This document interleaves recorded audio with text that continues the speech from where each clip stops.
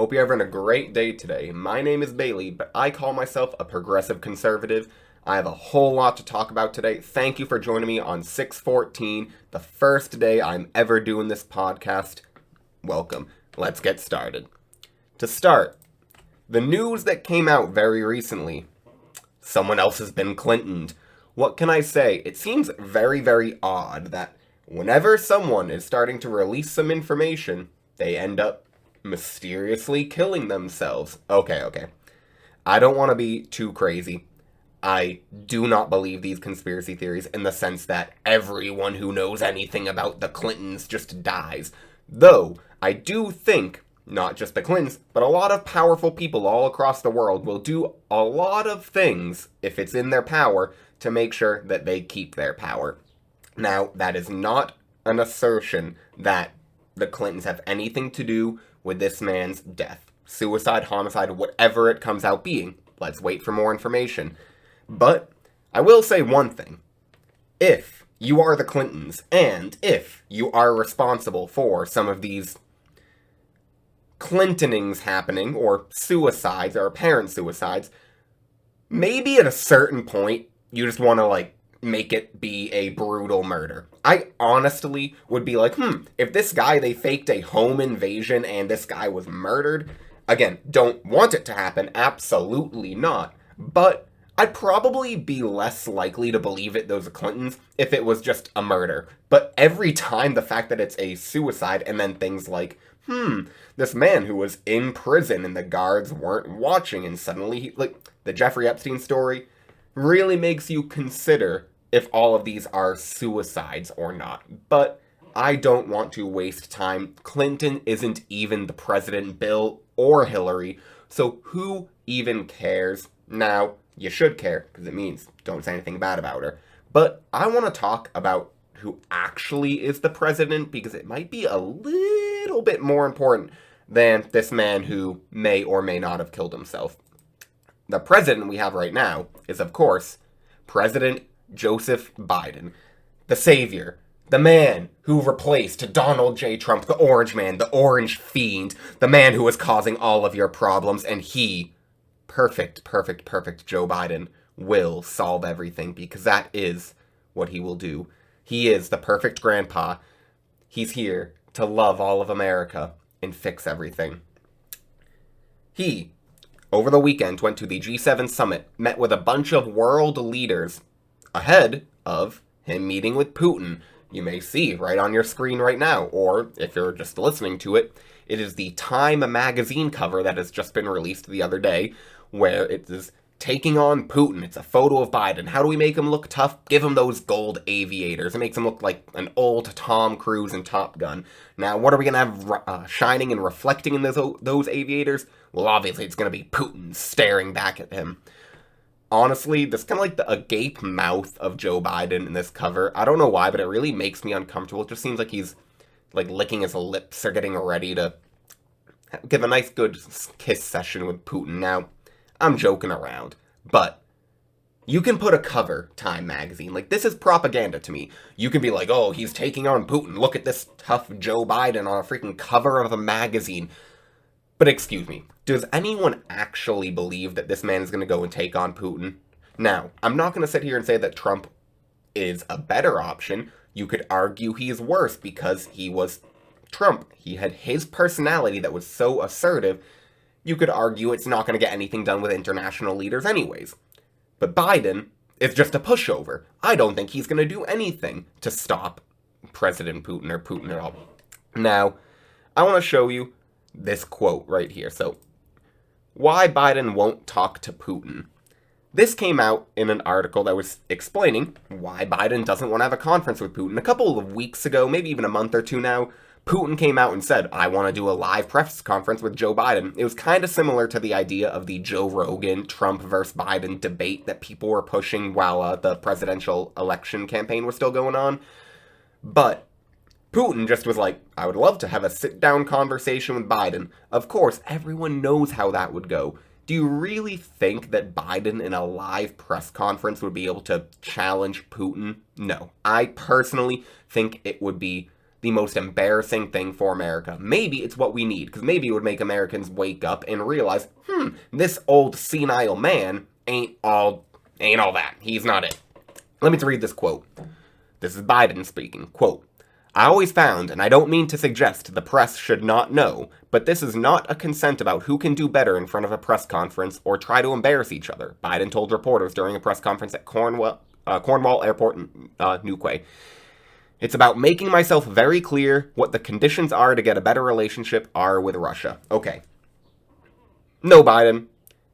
It might not be about who can own each other at the press conference, but that's a little bit. We are on an international stage, and you are the leader of the greatest country to ever exist. Now, of course, that's debatable. Some people might not like that statement. Personally, I believe it to be true.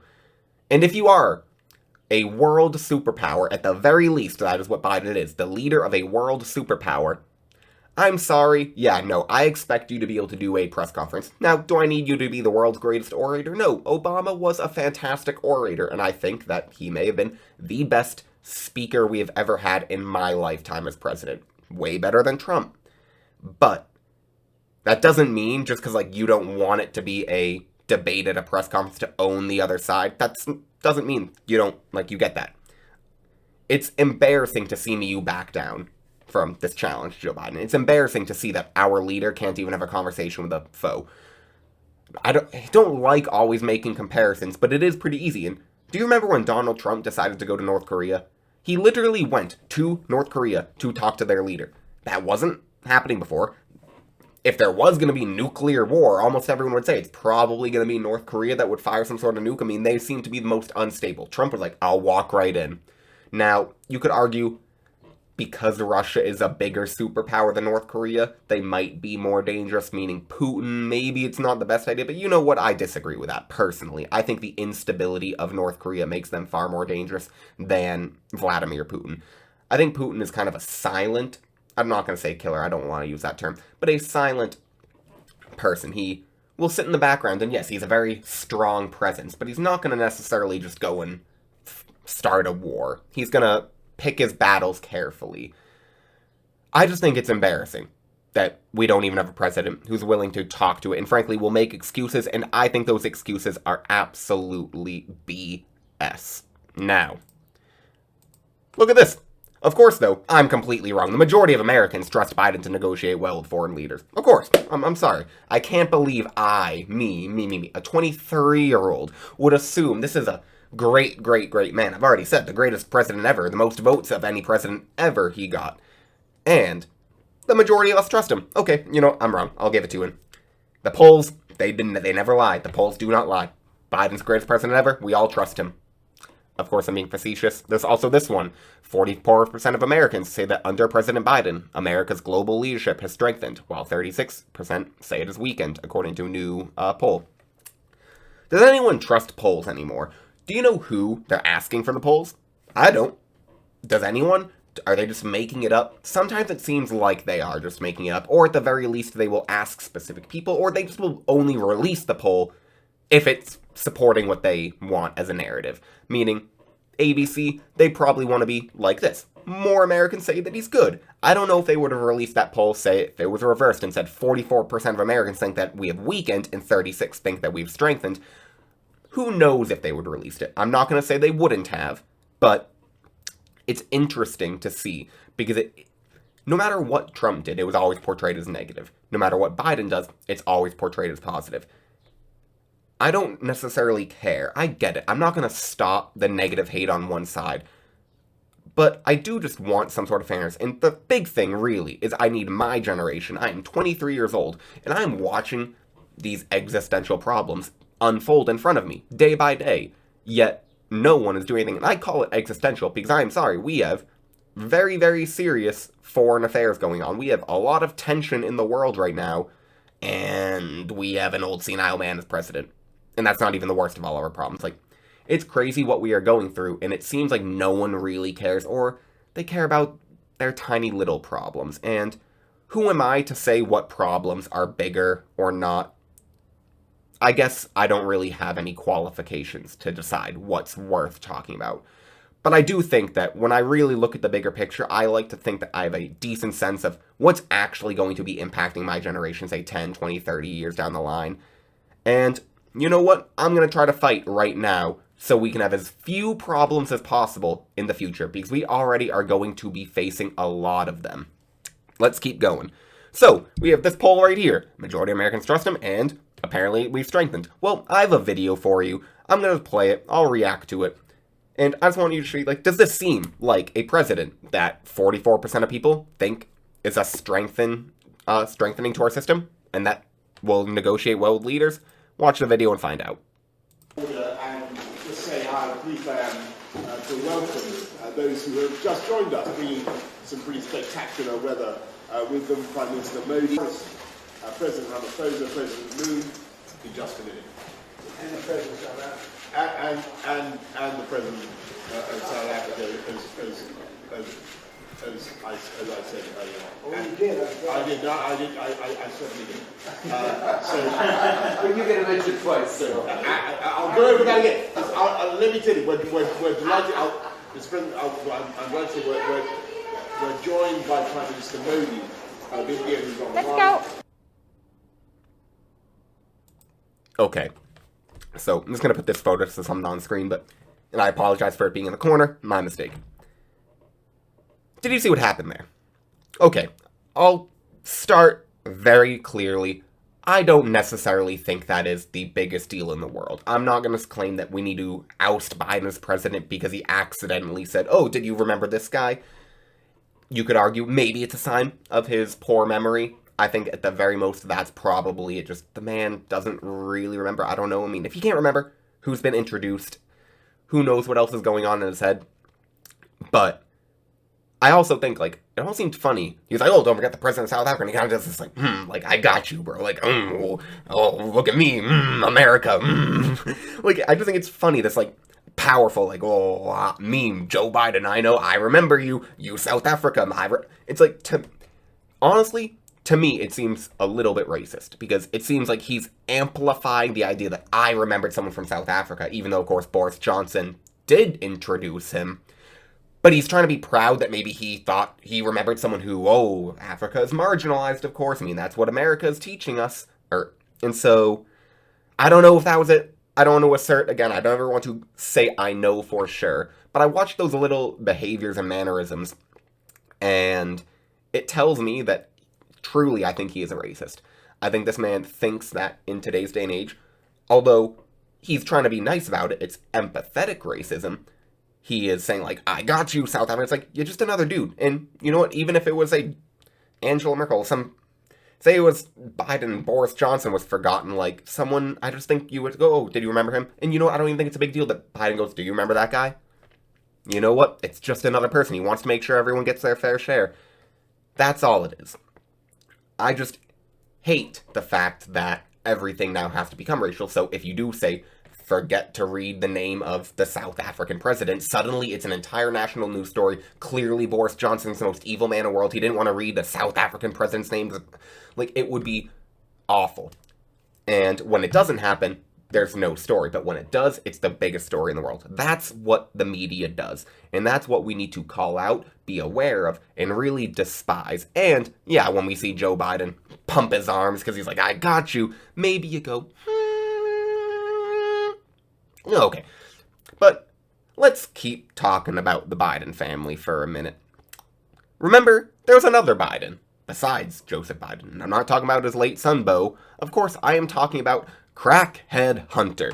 So, I have some stories right here. Oh, I apologize. Right there. It is about crack. Justin, Supreme Court unanimously rules certain low-level crack offenders not eligible for resentencing. Now, I know it's a kind of a stretch, but the segue is, hey, did you know Hunter Biden, Joe Biden's son, smokes a lot of crack, including Parmesan cheese that he found on the floor because he thought it was crack?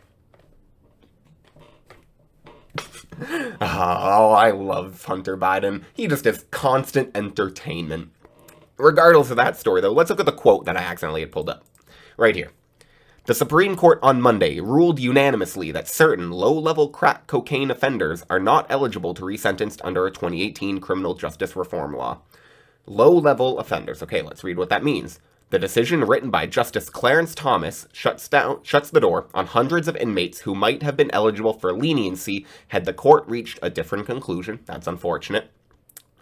The defendant in the case was Tarek Terry, who pleaded guilty in 2008 to the possession with intent to distribute just under 4 grams of crack. Terry, who had 2 prior drug convictions, was sentenced to more than 15 years. That's what the quote that got me. 15 years now. I don't know cocaine, I don't know crack, I don't really know how much 4 grams is, but they say certain low-level amounts. So, and I mean, I'll admit, I know measurements and I know of the marijuanas, so I know that an ounce is 28 grams, 4 grams. I just don't know exactly how I'd say how much crack, how many highs can someone get for 4 grams of crack. If it's 100 highs, then that is a decent amount of time that someone could be on crack with just 4 grams. But if it's like 2 puffs, like, it's a pretty low level. Point being, though, I don't really care what amount of crack. 15 years is crazy. 15 years for a low-level amount of crack. I'm sorry, it's a drug, and it's addicting. A lot of the people who do it, although I want them to get off of the drug, really, you're going to start putting them in jail, and it was to distribute. He pleaded guilty to distribute. It's one thing if you're just doing the crack. If you're trying to sell it, that is different, especially if it's to kids, but that different point. Can we just acknowledge that this drug war, is probably the most racist actual, in my eyes, law that we still have nowadays, because the drug laws that we have do result in the incarceration of more minorities compared to white people, as a percentage. And just, frankly, I think that drug laws are dumb as can be. I'm very, very libertarian, and let me explain. My opinion on this really formed after Breonna Taylor. She, I'm sure you know the story, was killed. I don't believe it was in her sleep, but regardless, it was because of a drug raid. The police were going, not for her, but for her boyfriend, to go and look for drugs.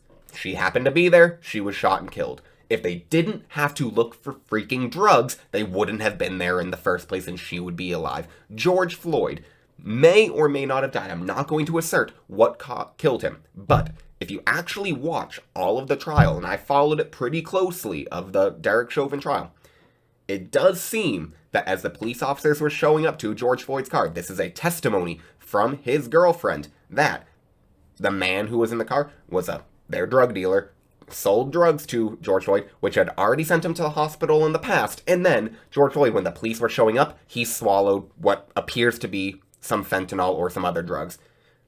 Can we not acknowledge that if, say, the police show up and he goes, "Officer, I want you to know I do have these drugs with me, I will do whatever you need me to do," but like, rather than being, "Oh, I need to hide the evidence so I don't go to jail, because drugs are illegal," if he could just be like, "I understand I'm doing something wrong. I am sorry I'm behind the wheel. I wasn't planning," like whatever it might be. But instead, he was scared and he decided the best thing to do was to take all of the drugs right then and there to try to hide them. And it may or may not have resulted in his death. Those are two of the biggest cases in the past year that caused so much social unrest and so many problems.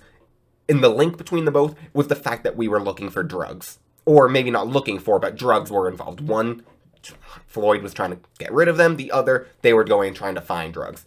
If we just made them legal, and I'll give it to Oregon, the state of Oregon, they've made drugs, I'm pretty sure, pretty much legal, almost every drug now. I personally think that a person should be able to do whatever they want, drugs included, as long as it doesn't impact or hurt someone else. Now, of course, the idea is when you decide to do crack, heroin, whatever these drugs are, it does honestly impact other people in your life, your family. At the very least, you have a mom and a dad. You have to if you want to be born. So at the very least, maybe it'll impact them because they'll be disappointed in their child doing all these drugs and hurt them. Potentially could make you lose a job and hurt your own family. I mean, these things are very, very addicting. But if you want to do, I know plenty of people who are able, I mean, think about like the 1980s businessmen. Like, you've probably seen Wolf of Wall Street. I'm not going to say these are high-functioning people, but they were doing a whole lot of drugs, and clearly they weren't just falling apart. I mean, yeah, they were doing some illegal stock stuff, but they still had to put in some hard work to get that all done. And so, point being, you can do drugs, depending on the drug and in moderation, understanding what they do to your body, and I think everyone is different. You really do need to do a whole lot of understanding and experimenting and research before you are to do anything and put anything in your body. But why can't you do what you want as long as it's in a safe place, you're not driving, you're not going to hurt anyone else? Like, I'm not shoving a needle into your arm. Who cares if someone wants to do something? Personally, I think it would just make everything better because the police wouldn't have to go hunting for the drugs. We could legalize them and actually get some money from taxes. And you know what? Imagine a drugstore, not like a pharmacy, but a store where you have your heroin, your crack, your weed, your Adderall, like all the stuff that people want to do, the recreational things. And you walk in and you go, "Hello, like, cashier, I would like 1 heroin, please." And they go, "Okay. Hey, before I sell you this heroin, would you like to take a look at this sheet of paper here that says, look at, like, right here. If you do heroin, you will have no teeth and all these bad problems. If you want to buy weed instead, it is cheaper." And these are, like, you can educate people way more. That is the point. I do think that, yes, although it kind of seems crazy to be like, someone could just go and get these really, really powerful drugs, I also think that it's the forbidden fruit. Remember the Tide Pod scandal and people were eating them? Now, it wasn't really that rampant. There wasn't hundreds of thousands of kids eating Tide Pods. But it kind of is that forbidden fruit mentality where if you tell someone, "Hey, don't go do this. Hey, you can't drink till you're 21. Well, then you're going to have a binge drinking problem. Because more and more people are going to want to binge drink. It just is, I feel, the nature of, life. You tell someone not to do something, and it kind of gives it that allure, like, ooh, when I can get away with this, I'm going to want to do it. I don't know if making all drugs legal would actually solve problems. We might just have a lot of cracked out people and a lot of potheads, but maybe it would be better. I look also at the past, think about hunter-gatherer civilizations, think about the Amazon rainforest. I mean, these cultures, maybe be a shaman, but they were very much in tune with the spiritual side of life. Very much so with ayahuasca and drugs. Again, who knows if, maybe that could just be, these were ancient cultures experimenting with the plants that they found. I think that drugs also play a really big role in human spirituality, or at least can play a big role. And I think legalizing them would allow us to kind of reconnect a bit more with that spiritual side in ourselves. Now, getting away from the drugs a little bit, but it kind of goes in, because it's the government getting involved with stuff that they deem bad for us. Again, very libertarian. So I read this story. DC council members withdraws soda tax proposal amid pushback. Well, of course there's pushback. If you try to tell someone, we're going to tax you and say you won't be able to buy as much soda because it's going to be more expensive because we're going to have a tax on it, and we are going to punish you for making a choice that you have the freedom to make, yeah, I disagree. Now, we do have taxes on alcohol and different other substances and gasoline, so there are ideas of we will tax certain things that you're doing, potentially a carbon tax in the future. We will tax you based on your carbon footprint. But a soda tax in particular, I can understand it. I'll give him that. Personally, I lumped it in with the drug stories because sugar is absolutely a drug, or high fructose corn syrup. I view it like one. It's fantastic, but think of it like this. This is a really powerful thing I've heard. Your brain is very, very smart, but if you were to eat steak, a really delicious filet mignon, every single day, this is a top delicious cut of meat, great steak, the same way, cooked every time, basted with some like garlic and thyme butter, however you like your steak, but you're cooking it the exact same way every single night for dinner, every single night. Over, say, a month, your brain will literally get used to that steak and will not get the same enjoyment. We know this because we can look at the chemicals in your brain. So when you take a bite of the steak on day one, we'll just say 100 molecules of serotonin and dopamine flood into your brain. Those are good, happy chemicals. Now, day 30 days in of having the same thing, maybe it's only 20 serotonin and dopamine molecules rush into your brain. I'm not sure of the actual percentages, but the idea being, food will get less enjoyable.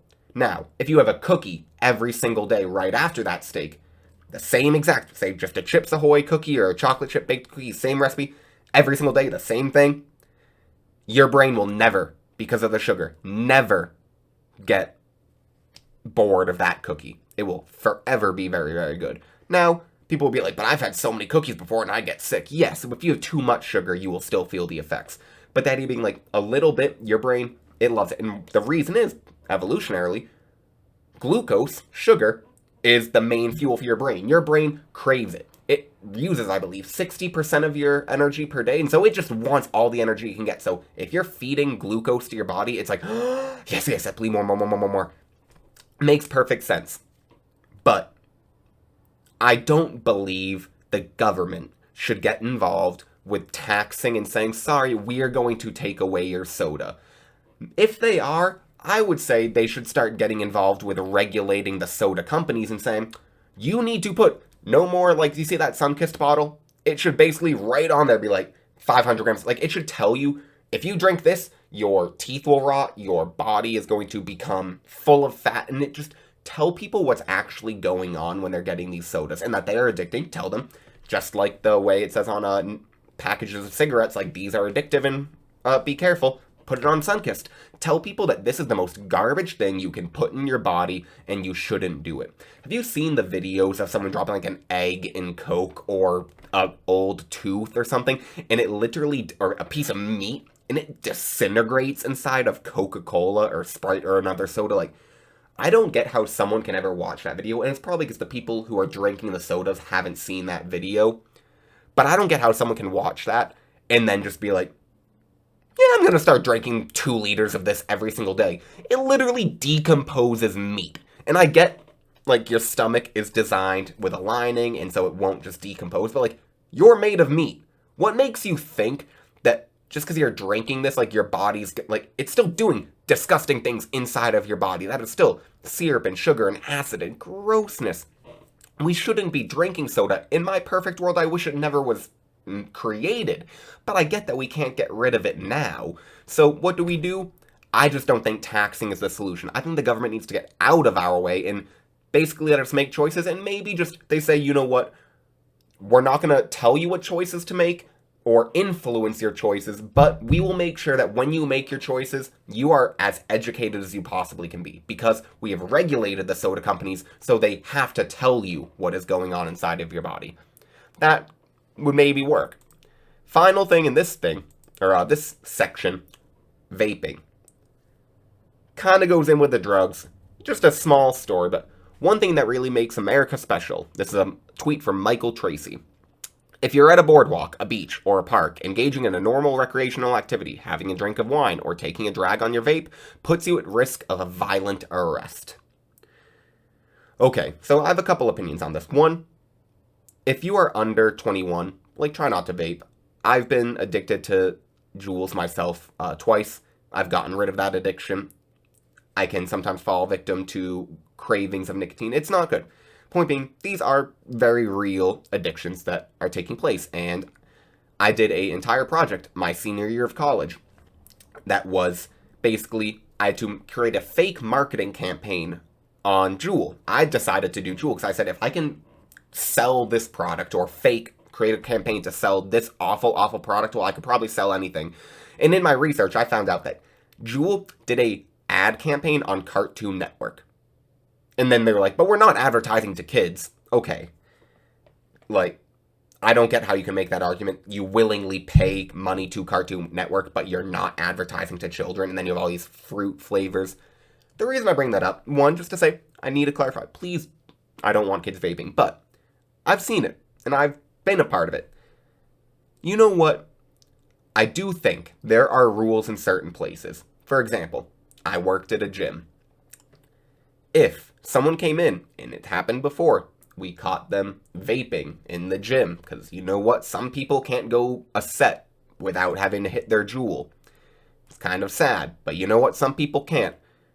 if you're hitting your vape in the middle of the gym, I'm going to have to say something to you and go, really, dude, this is a bit over the top, and if you're going to keep continuing to do it, yeah, I might have to ask you to leave. Now, I won't arrest you like the police had to do here.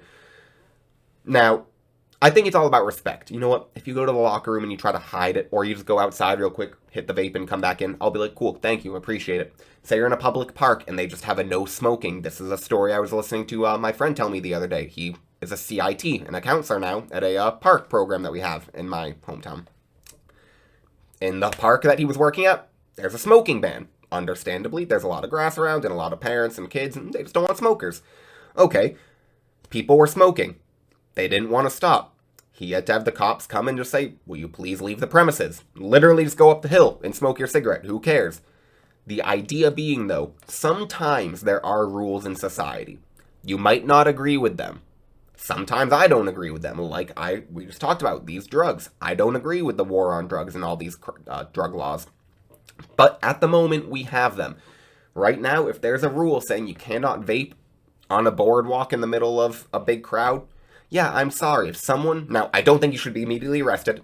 You shouldn't be tackled to the ground. They just go, please stop vaping. I don't want to see it again. Keep it in your pocket. I'd go, okay, officer, thank you. And you know what? I probably would go around the corner if it was me. And I'd try to find a little corner and I would... If I really, really was craving it, point being. You try to be as respectful as possible. But I've also seen the teenagers where you go, can you please not put away your vape? And they're like, ugh. I mean, I can't even be them because I'm just not this arrogant and frankly just rude. But there's a lot of teenagers and a lot of young people who, when authority comes to them and says, hey, will you please put away your vape, or would you please do this, please do that, they literally... Have you ever heard of oppositional defiance disorder, ODD? A friend of mine said he had it before. The idea being that whatever you're told to do, you can't do it. I don't necessarily know if this is a true disorder, but I do think maybe it's a sociological phenomenon we're seeing where more and more people have this disorder of ODD where authority comes and says, hey, will you please do this? And because it's authority, it automatically is like, no, absolutely not. I will not do this. It's ridiculous. A functioning society needs some sort of authoritative ability, meaning at a certain point we need laws and we need to be able to say, hey, this is not okay, you cannot vape in the middle of a big crowd and blow your vape smoke into the face of a baby. Now, I don't think that is what is going on here. It's a fine balance between balancing the injustice of, okay, we don't want people being tackled for vaping, but we also need people following rules. I don't claim to have the easy solution, but I think the best solution right now would probably be the young people in particular, because I see a whole lot of them learning how to respect elders and authority, and frankly just conduct themselves in a society that does have rules. You can't just do whatever you want, young people, and I know you want to, I know you want to scream that there's injustices, and those injustices give you the right to do things, but no, I'm sorry, if you're going to do these crazy, crazy radical things, or just ignore authority when you're told to stop vaping, then please, just accept the punishment when it comes. Now, it's not a great transition, but, you know, who vapes a lot? It's high school kids and then college kids. Well, is vaping in college the biggest problem? Of course not. I'm actually going to hide that. No! Let's go to this one. So, we, in college, have many, many problems. I'm going to start with a video that you may have just gotten a little glimpse of. I'm going to apologize if it hurt your ears for a second. I'm going to give you a warning. It might be a little bit loud. It is a TikTok of a screaming boy. But I just want to show you real fast because it's kind of funny. And I promise I'm not just showing you to rip into this boy. I actually have an interesting take. So here's a good, I think, 15-second video. No! No! No! I am not the problem! I am the solution! You are the problem! I went to college! I went to college, you hear me? Do not mess with me! I am warning you! Ah! Okay. So there it is. He went to college. He went to college. And what was the title that said white liberals are the problem? And he's like, I'm not the problem. Okay. The reason my take, honestly, I watched that. Someone I saw tweeted it. It strikes me as kind of satirical. I don't actually think that boy's serious. I think he's over the top to try to be like, this is what people think this is what people on the right think the white liberals are. And to me, I think he was again, going over the top to act way more angry than he really was. I do think he truly believes he is the solution, that he went to college, that he is someone with answers, not problems. But it is just kind of funny. I just wanted to show you something I think was going to catch your attention to start this college. But I do think that it's important to see that one line that, if anything I am going to take from it, was I went to college. I mean, one, I also went to college. Doesn't really mean much. But why do you say that? I get it. Like, okay, you can be the solution, you can be the part, but like, what does going to college mean with anything? One, it sounds very elitist. It sounds like you're trying to be like, I know what I'm doing because I went to college and my opinions are more valid than yours, and if you didn't go to college, well then you need to be quiet because I'm smarter. That's what it sounds like, and I don't really think that is true. I think plenty of people who didn't go to college, frankly, can be way smarter than people who did. I'm just going to tell my story a little bit. I'm not trying to brag. I probably could have gone to a better college. I thought, you know what, college is important. I chose to go to a school that was below where I probably could have gone academically because I thought, you know what, I want to save money. It was a cheaper school. That was my reasoning. I think I made the better, smarter choice. Now, would someone say, yeah, but you didn't go to Harvard, so clearly you're not smart? I'd say, I think my decisions show that I'm smart in a different kind of way. Also, I wouldn't have gotten into Harvard. But the idea being, just because someone goes to college and spends the most money, like, that's the biggest thing. If you do go to college, I don't think there's a big difference between undergrad degrees. But someone who's like, I spent $500,000 at Harvard, and you went to community college, or none at all, I'd be like, I don't care. You wasted your money to go to this elitist institution. Now, right here, Pompeo, decline of free speech on college campuses keeps me up all night. I don't always love Mike Pompeo's takes, but this one in particular is interesting. I honestly just got out of college a couple years ago, so I have a really, I think, strong opinion on this, and one that is valid because, you know what, while all these 40-year-olds are being like, there's free speech on college still, I was there. I can speak to it. There is still free speech on college campuses. People need to recognize it is not that you can't say anything on college campuses, but it very much is societal pressures. Imagine this. You are in Puritan... Imagine also the Salem witch trials, like a Puritan village during the Salem witch trials. And you have everyone going, we have witches running amok, we have witches running amok, they're a witch, they're a witch, they're a witch, and everyone's getting accused of witchcraft, and it's frankly what's normal right now. You could call it mass hysteria, but the vast majority of the people are saying, you know what, these are signs of witchcraft, and if you go, you know what, I disagree, this doesn't seem like witchcraft to me, well, you're the other, and you're going to be ostracized now, you might be labeled a witch. Well, that's kind of what's going on here. It's the social pressure, the pressure that one of those Puritans may have felt to say, yes, they are a witch. Well, now it's, I don't want to speak up, because I know that while I was in college, if I was to give some of my thoughts and opinions, everyone in the classroom, or say 80% of the people, would go and look right at you, and they're going to start judging you, and frankly, depending on your professor, some were great. I had some fantastic conservative professors. I know, they're very rare nowadays. Actually, I had a gay conservative professor. My favorite professor I've ever had. He might not want me to call him a conservative, but he had some political views that were certainly not your average liberal arts professor. And he was my favorite professor, not just because of the political views, but because he understood how to teach the best. It wasn't him trying to force his thinking onto you. It was, write something. I don't care what you write, but it's gonna show who you are, and we're gonna work together on this project. It was fantastic. I bring this all up to show that, yes, it doesn't mean you can't say anything on a college campus. You just have to find the right people. But it's also the idea that, well, colleges aren't supposed to be where you go to find the same people who listen to you and agree with you. You're supposed to go to college to be challenged, and that's not what we do nowadays. Kids go to college to go and party for however long they want, 4 years, 5 years, 6 years. That's all they do. And I shouldn't say everyone, but a whole lot of people party or just kind of relax and do whatever.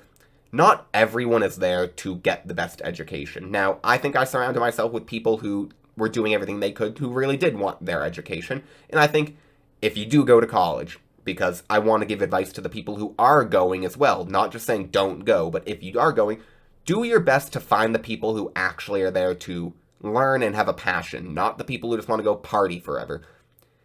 I get it, you want the college experience and the college life, but if you do that, you're going to come out in 4 years with no real skills, maybe an internship if you're lucky. I mean, who knows what you'll do in the 4 years?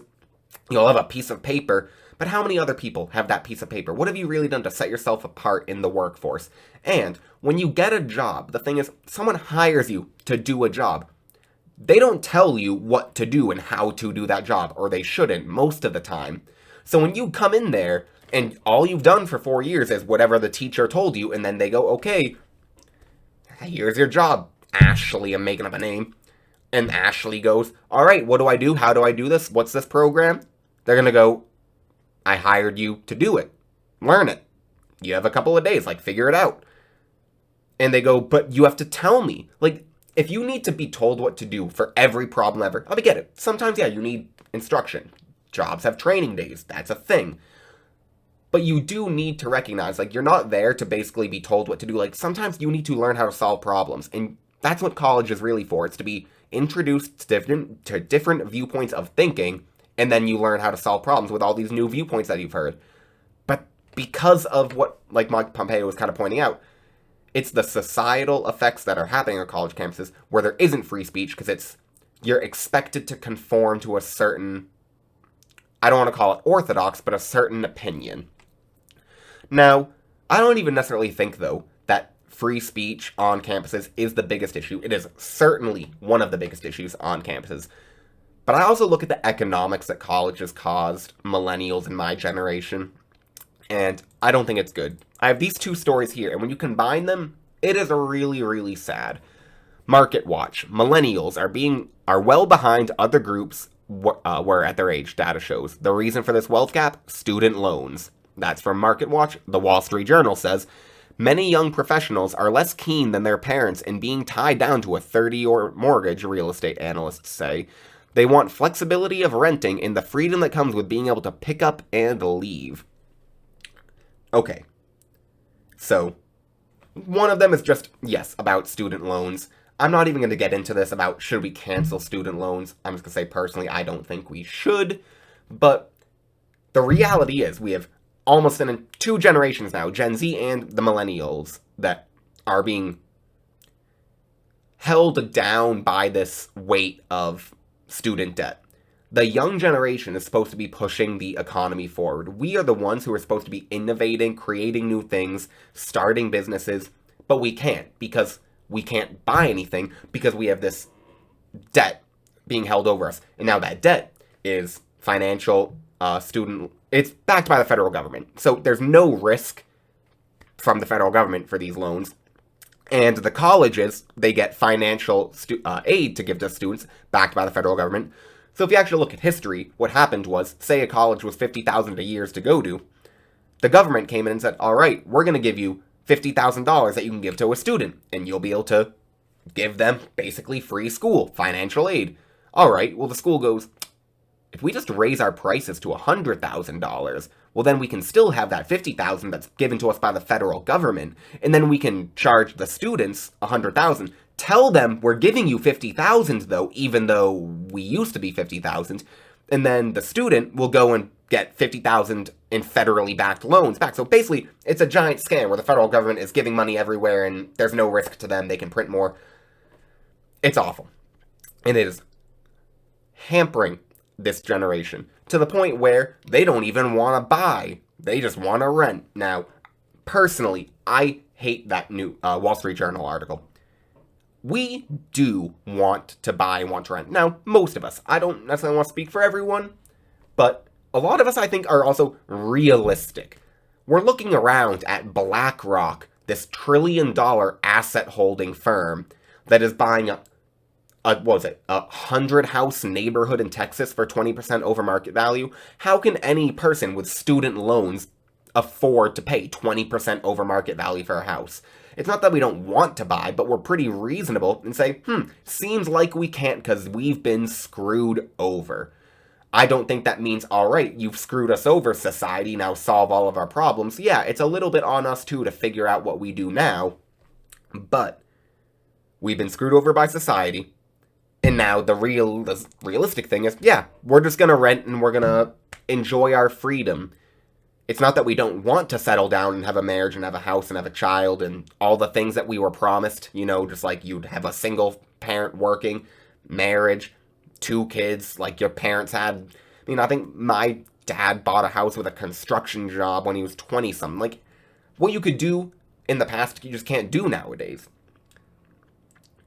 Now, if the economics were in place, I do believe you would see millennials and then Gen Z, though we're a bit young right now to be buying homes and having kids. But I think you would see millennials, if the economics were in place, having more children, basically if they could afford it. They'd be buying houses if they could afford it. But you, by telling us you have to go to college because you don't want to be a manual laborer, you don't want to flip burgers, you don't want to do these bad jobs, you need to go to college, and so you can get these high-paying, really good jobs. But it doesn't matter what degree you get, all you need is the piece of paper. So go get your liberal arts dance degree and then wonder why you're not getting paid $100,000 a year. We have problems. I like to blame both the past and the present. It's best when I am talking about this college. The past lied to us saying you have to go to college to be successful. The present, now, the problem is not that we've been lied to, but the present is we don't want to deal with the problems that have now come because we've been lied to. It is on us as a generation to solve our problems. I think you could do some things like maybe stopping interest on student loans so you just pay off what you have, but that's it. Maybe that's the solution, but I am so done with entitled millennials and Gen Z people, especially in these big cities, with student debt saying, I can't believe that I have all this debt, even though I was lied to, and now you, who didn't go to college, you saw that guy, I went to college, I'm the solution. What? So those people who didn't go to college are now going to pay off your loans and everything because you don't want to? The highest paid people in the world? You are from America. You went to college in America. You are the top of the top. Meaning, life can't be better for you, and you're complaining that you made some bad decisions and now you don't want to face the repercussions. I'm sorry. Deal with it. I'm going to finish up the college section of this podcast with this image right here. Harvard is racist. Harvard's preferences for underrepresented minorities. Alright, so I'm going to read this at the very bottom. I'm going to skip the top. For example, an Asian American in the 4th lowest decile has virtually no chance of being admitted to Harvard, 0.9%, but an African American in that decile has a higher chance of admission, 12.8%, than an Asian American in the top decile, 12.7%. Some jargon, kind of confusing statistics language there. Let me break it down for you. This is basically showing you the effects of affirmative action. I'm not going to sit here and claim if it's actually a good or a bad thing. That's for you to decide. But I'm going to show you some factual statistics and make you think, maybe, just maybe, affirmative action could be resulting in some bad results. Look at this right here. So, first off, what is a decile? Basically, imagine it's splitting things into 10, so a percentile is 1 out of 100. If you're in the 99th percentile, it means you are in the top. If you look at 100 people, 99% of people will be below you in, say, shooting free throws. You make the most free throws ever. I'm just trying to, again, arbitrary thing. In a decile, it just is 10. So basically, you have the top 10, top 90, whatever. What this is showing you is that if you are the top, you are the best of the best, and you are an Asian American, well, you have about a 12.7% chance to get into Harvard. Okay, that is respectable. Harvard is one of the hardest institutions in the world to get into. It's one of the most prestigious and elite institutions ever. It's an incredible college. 12.7%. Pretty hard to get into. All right. If you are in the 4th highest, or not 4th highest, 4th lowest, so basically there's 10 deciles. Asians, 12.7% chance if they're at the very, very top. Unfortunately, if you're an African American, the standards that you need to meet are the 4th decile. So basically, while the Asians to get a 12.7% chance need to be at the very, very top, you, as an African American, only need to be about, a fourth of what, or 40% of what they're at. Now, these people are still incredibly smart. That being said, because race has nothing to do with IQ and intelligence and anything like that. Has to be said, because it's incredibly important. What it does show, though, is that affirmative action, basically having to meet a quota, saying that we want, or if not meeting a quota, because I don't know if they have an actual quota of numbers they need to reach, but they want to be viewed like very progressive, and we are accepting a lot of African Americans. Well, unfortunately, to get the numbers that they want, they had to lower the standards to the point where an African American who was in the 40th percentile or the 4th decile has a higher chance than the best of the best Asians. Now, I do think that, yeah, I don't want just all Asians at Harvard. I mean, I do think if they deserve it, if it's merit, it's hard to argue against, but you know what? To each their own. But Harvard, if you want to do this and, say, make sure that you have kind of racial diversity, well, I think you need to do better about making sure that you are finding nothing but the best of the best. Because, unfortunately, I've read countless articles as well of what's happening at these top-level institutions is these African-American students will come into the school, they will not be at the same level as the Asians, and again, not because of race, the amount, they might be better than, say, 20%, but just the sheer numbers. There's going to be a lot of really smart people at Harvard. It's just what's going to be happening. And you look at the statistical numbers. Unfortunately, African Americans tend to fail out or change their major or drop out at a higher rate than others. I think it's because they're coming in, and although they could go to Northeastern, Northwestern, other fantastic institutions, and they'd be the top of their class, because these are incredibly smart people. They got into Harvard. They'd be so smart, but instead they're coming up and they're going against the literal best of the best in the world. And unless you're one of the best in the world, you can be the best in the world, but if you're not the best of the best, you're going to look like you're nothing compared to some of these people, and you're going to feel really bad about yourself. And when you're told you're never going to make it and you're going to do this, even when you got to Harvard, but you're still seeing these Asians ahead of you because they have a higher, to get into Harvard, they have basically a higher standard they need to meet, and so, on average, they're meeting a higher standard than the student of color.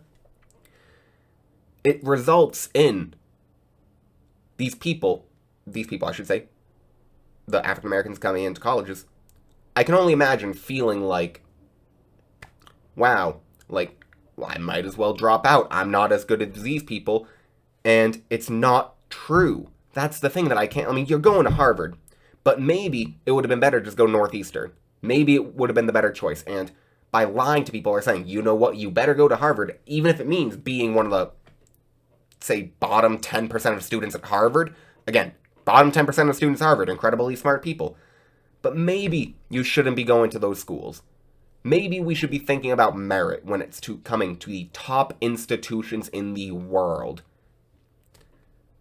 To me, it seems kind of obvious, but I don't want to say what is or is not correct. I just want to show you this chart, this statistics, and maybe make you think, at the very least, maybe we should hold people to an equal standard when it comes to accepting people into Harvard. Now, this is going to be where things get a little touchy because, of course, anytime you talk about critical race theory, it's touchy. And I finished off with this chart about Asians and African Americans because this kind of is critical race theory in play. Unfortunately, affirmative action kind of was the early days of, you know what, we need to be anti-racist and judge people based on the color of their skin. And we should be elevating black people and we should be pulling down Asians. This is evidenced in this chart. Well, this is my little slides for CRT, critical race theory. Right in the corner here, you'll see the whiteness posters. Now, it's going to be really, really hard to read, but if you ever want to look them up, just go and look up aspects and assumptions of whiteness and white culture. It was, I believe, on a Smithsonian museum. This is one of the top museums, I believe, Federal Museum in the United States, and they were putting this stuff that's saying, rugged individualism, being on time is whiteness. It's disgustingly racist, and I disagree with it wholeheartedly, but I have it there to show people that these are the really bad ideas that are being perpetuated nowadays. But I'm going to actually make them go away for a little bit, because I have a video clip that I want to show you that I think is evident of the most horrid side of critical race theory. I'll introduce the clip real quick.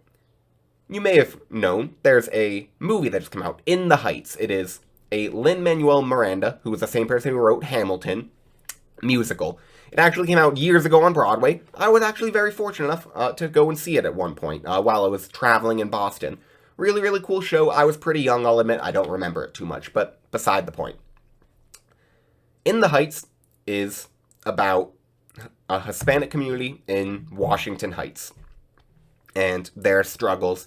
It's very much similar to kind of Hamilton. It's showing you a side that, and showing white America a side that they don't typically see, which I think is powerful, and I love Lin-Manuel Miranda for doing things like Hamilton in this, because it is powerful.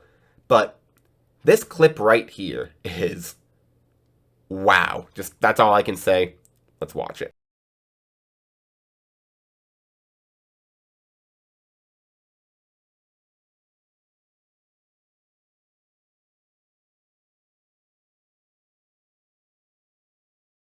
Congratulations on In the Heights. It was a lovely musical, but as a Black woman of Cuban descent, specifically from New York City, it would be remiss of me to not acknowledge the fact that most of your principal actors were light-skinned or white-passing Latinx people.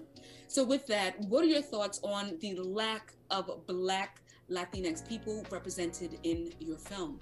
Yeah, I mean, I think that was something we talked about, and I needed to be educated about, of course. In the end, you know, when we were looking at the cast, we tried to get the people who were best for those roles, and that specifically, and we saw a lot of people like Daphne or Dasha. But I hear you on, you know, trying to fill those cast members with darker skin. Okay.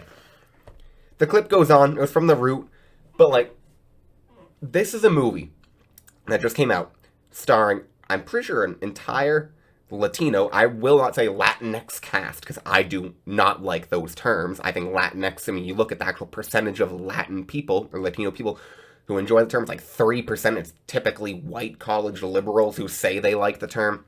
So I will not use a Latinx. But, like, this woman can't even watch a movie that stars all these Latin people without having to bring in her critical race theory. It can't be good enough. It can't be like, wow, good, I mean, I guess she did say good job, but it's gotta be the first question she's asking this guy is, so why didn't you have people with darker skin? Were you trying to, you know, have white passing people to be in this movie? It's just like, and then you kind of see him, personally, maybe I'm reading a bit much into it, but it looks like he's uncomfortable. He's like, God, like, he's kind of shaking his head. He's like, really? This is the question? And then, of course, he does the classic, like, you know what, it's a really important question. You know what, it's something I should think about. And then in the very end, he's like, maybe we should be thinking about people, putting people in with darker skin. And just like, but, you see, at the very end, that's what it's about. Now, I've heard it before, and it's always tough, because when me, a white 23-year-old male, straight male, talks about critical race theory, or critical theory and wokeness, I'm coming from the ultimate position of power, because apparently, just by nature of me being a broke 23-year-old, I am somehow, because I'm white, I'm like, it doesn't make any sense. That's why I don't believe in the ideology. But, like, it's about bringing people in with darker skin. It's not that anyone, I think, cares, but these people will not be satisfied until apparently just, like, whiteness doesn't exist in movies or anywhere. Like, you can't, maybe if there's more people of darker skin, like, from all I've seen in the past years, it doesn't seem like whatever you do will ever make things good for people. It will always be a sliding scale. If this is where we're at, right now, and then in 5 years, like, this is the new kind of, we must meet this standard, well, the critical theorists are now over here. They're literally off the camera. They change the standard that they want endlessly until it gets them more and more power. And that's why you can't give an inch to these people. If you give them an inch, they will take the entire freaking yard. I mean, mile, I can't even think of a stupid analogy. I was putting it like this to my friend the other day. I was explaining what I think is going on and why I really care about all this stuff, because I think we are basically in an ideological war. You've heard it as the culture war. Some people think it's literally a civil war. But it's some sort of ideological war, very much so on the internet, where we're basically fighting for what the future and the ideas that will be America are. That's what we're fighting for. And so, now, if this is kind of trench warfare, we're in World War I, back in trench warfare, if you don't know, they literally would send thousands of people, just wave after wave of men. And yes, men, because there weren't many women fighting in World War I or World War II. But back in those days when these men were storming, pushing forward, they were getting mowed down by machine guns on the other side. And it would just be, you're fighting for a couple feet of trench, maybe a few meters, if that. It was laughable how little movement you would actually have, yet you were sending thousands of people to their death. Now, we're not sending people to their death in this idea of a warfare, but basically what's going on right now, because no one's dying, well, it doesn't have that same visceral reaction of war. So, what's happening is the left and the right, if those are the two kind of sides of the trench, we're warring and we're battling for inches. Well, the left will make some claim, and if the right gives up a little, like say they're like, alright, retreat, we'll give up 10 feet. Well, suddenly, they're a mile. They're way past your lines, and you're like, excuse me, like, we said we were going to give you a few feet. What? Now, that being said, there's free speech. People have the right to have thoughts and opinions. And I don't want anyone ever getting hurt because they have a thought and opinion. We are all human, and somehow we need to figure out that that is the unifying thing here, is that, yo, I'm a person, you're a person, not even male and female, just we are humans. We both eat, poop, breathe air, like doing things, not even the same things, but we just like existing. Maybe the best thing to do is try to figure out, kind of like I talked about earlier with having authority, but also making sure that we're not overstepping bounds. Like, that's where we need to get to. But the left is basically saying any sort of authority at all, ever, is whiteness and racist and white supremacist, the patriarchy, it's misogynistic, it's all the above words. And then, frankly, yeah, I also see right now, we have a lot of corporate authority and federal authority, and they, like the left, is like, it's a fascist state, especially when Trump was in office. And I don't agree. I don't think we're in a fascist state, but I also completely understand why my generation is out there rioting and looting and burning things down and really, really upset because we've been screwed over and we don't even see a way out now. So what are we going to do? We're going to rally together. But the problem is some people are these authoritarians. They're rallying together, and although they seem empathetic and they're fighting for Black Lives Matter and trans rights and Palestinian rights and all these things, it's I'm right, and if you disagree with me, you're a bigot. And that's the problem. Frankly, it's moral authoritarianism. People love to always say that it was on the right. And yes, it used to be the Christian conservatives who were super moral authoritarian. You better be Christian conservative, otherwise you're wrong. Well, now it's the woke that are that level of authoritarian. But the problem is, I mean, if you watch the rising escalation of rhetoric, people are literally saying, I'm fantasizing about shooting a white person, not me, but a psychiatrist who spoke at Yale said she fantasized about shooting a white person in the face. Like, you look at the actual rhetoric, and it is getting more and more genocidal and warlike and scary. Now, I'm not gonna sit here and be like, in a year we're gonna all die. No, absolutely not. And if there is any country with the founding ideals to fight these ideas, it would be America in this free liberal society. But we're watching that erode, and that is why it is more important than ever to seriously get your crap together. Start really paying attention to what's going on. Start fighting these, frankly, incredibly racist laws, and do something about it. I'm going to show you some more crazy crap. Look at these two things. Apparently, nature and birds are racist. In Michigan, making the outdoors more accessible to people of color. Black and brown people from urban areas face many barriers to outdoor recreation. Here's how one group overcame them on Lake Superior. You know what? I get it. A lot more, unfortunately, a higher percentage of the African American population tends to be in, say, an inner city and less access to, say, Lake Michigan, these big outdoor parks in a suburb. But, like, I mean, it's not a race thing. Anyone who's in the inner city, or just the city in general, has a hard time having access to nature. Like, it's not a thing of race, but yet you have to make it National Geographic. Again, I understand the idea that more people of color are maybe in positions where they have less access, but it has nothing to do with the color of the person's skin that is giving them less access to nature. It's just the class, the impoverished state. And that's why we need to be fighting class warfare and fighting based on class, economic class, not racial class. The Washington Post, National Weekly.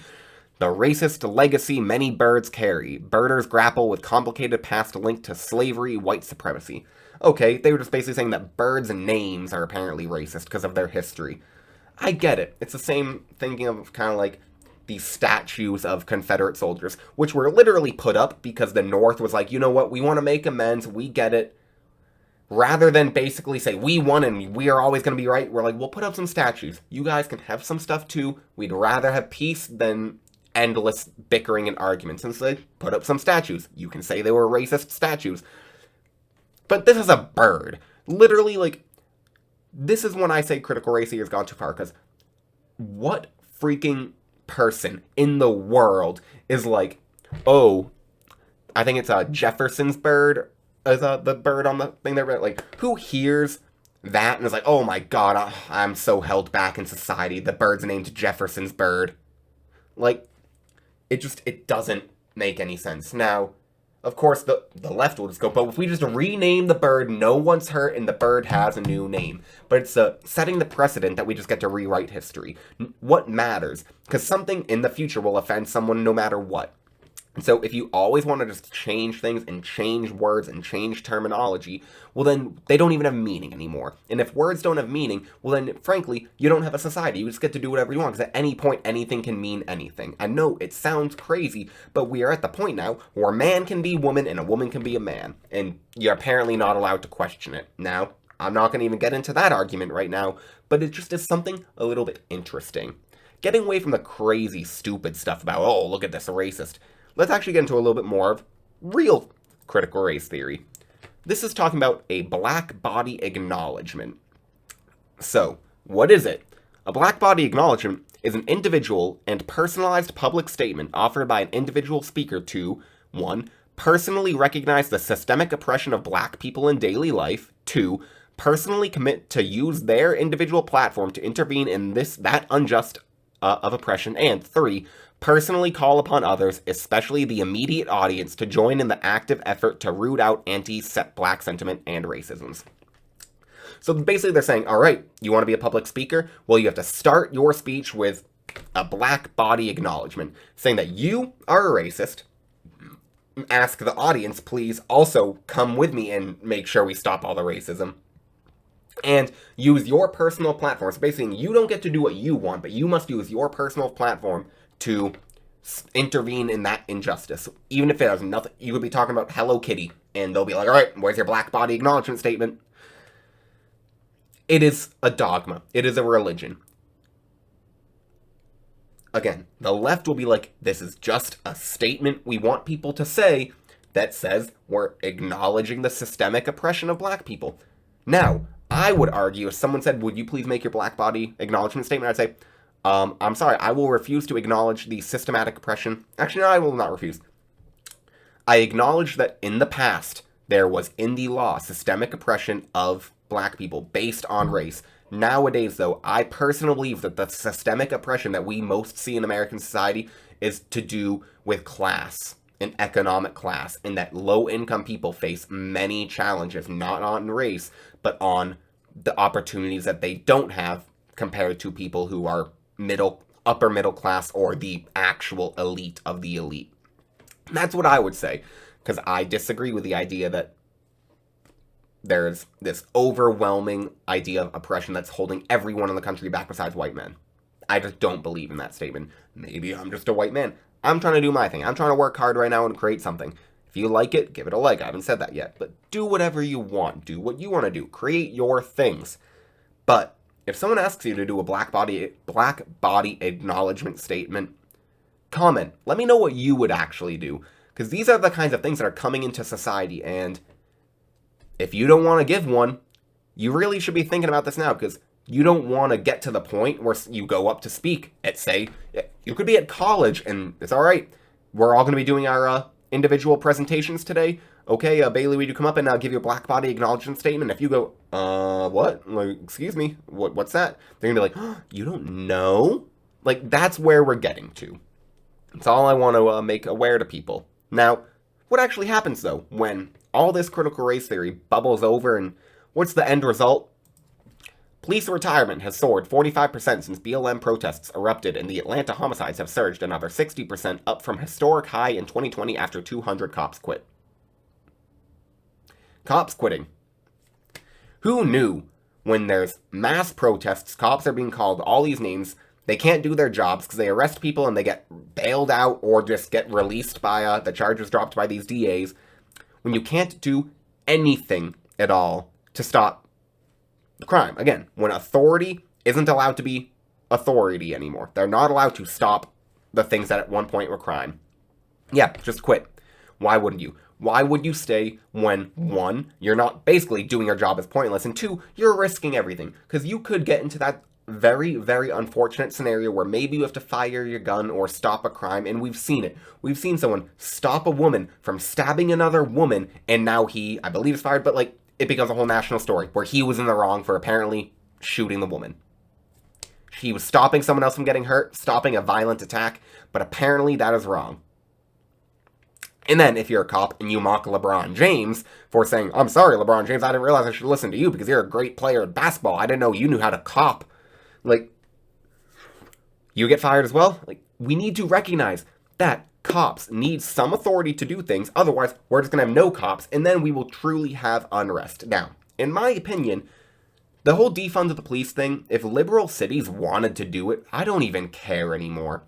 Let these cities ban everything, ban guns, defund the police, and just watch what happens to your city. The people who need to get out will get out. I get some people might not have the opportunity to get out. It's a little bit harder to just get up and leave, and it, honestly, especially with BlackRock buying all the houses, like, where do you go if there's no houses to buy anymore? And inflation rising and all the problems coming. But the problem is Biden and his federal administration don't want to just put these laws to cities. They want to ban guns everywhere. And they want the laws that cities maybe would actually work. Maybe cities would be better if they just banned guns and all this stuff and cops left. But I don't think rural places would be better. And that's why you can't just do these overarching defund the police and ban guns across these, like, everywhere in the United States. Maybe cities again. Maybe cities. I could be okay with it. At the very least, your city will burn and I will be A-okay. I don't want any city to burn, but maybe that's what people need to see to realize that it's a bad idea. Maybe they need to see Portland, New York, San Francisco, LA, Boston, all these cities start crumbling because they've introduced these awful, awful policies. Then maybe people will realize, I've made the wrong decisions for 20 years of my life. Finally, I'm going to end this entire podcast and video with this right here. Hispanic Americans are curious about QAnon too, and tech companies have not yet worked out how to counter misinformation in Spanish. Who knew that Hispanic Americans, oftentimes coming from places like Cuba and Venezuela, in these socialist states, don't like socialism? They'd rather QAnon, the complete opposite of BlueAnon, and the complete opposite of the crazy woke left. Because, maybe the woke, crazy, socialist, radical, I mean, some of them are authoritarian, communist, whatever it is, it's hard to define what woke is, but it's certainly not free capitalist and American values, the things that brought these immigrants here. Woke is not that. These immigrants would rather QAnon than woke. Now, I'm sure not all of them. I'm sure some would rather be woke than follow QAnon, and QAnon is crazy and wrong. I'm not going to sit here and be like, it's correct. But I pointed out to show you that, one, CRT is wrong, Latinx is not the correct term, and two, Hispanic Americans, like, you would think, wouldn't they be following CRT? If it's apparently good for them, they're trying to fight for marginalized people. No, they're following QAnon. Then finally, I'll end with this. Tech companies have not yet worked out how to counter misinformation in Spanish. Oh, tech companies. When did you decide that you are the arbiters of truth? Who are you to decide what gets seen and what doesn't? Who are you to decide what is misinformation and what is good information? Because it does seem very, very often like what you deem to be misinformation becomes true information a couple months later, or when it seems convenient for you to have it be true information. Big tech corporations. I need people, and this is why I'm starting this channel and making these videos. People need to realize what is going on in society nowadays. We are facing authoritarian takeover from the corporate world, potentially. I mean, I may be being a little hyperbolic with my rhetoric here, but we're seeing definitely control over the population with big tech and these massive corporations. We are seeing control over the population with the federal government, with the banning of guns and all the stuff they are proposing. We are seeing inflation going crazy right now, and who knows what might happen with all this money spending going on and all the free money being given away to people and all that crap.